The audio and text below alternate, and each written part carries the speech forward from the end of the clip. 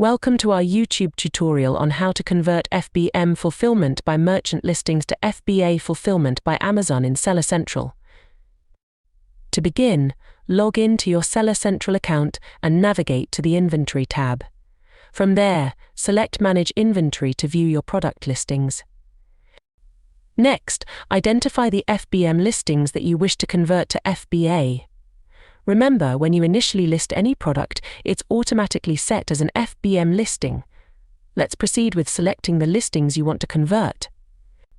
Now click on Change to Fulfilled by Amazon from the Actions drop-down menu. It will redirect you to a confirmation page. Here, you simply need to click on the List as FBA tab to proceed with the conversion process. And there you have it. Converting your FBM listings to FBA is a simple process that allows you to take advantage of Amazon's vast fulfillment network and Prime eligibility. If you're looking to convert FBA to FBM instead, you can find a video tutorial by clicking on the I button. Thanks for watching. If you found this video helpful, don't forget to like, share, and subscribe for more Amazon seller tips and tutorials.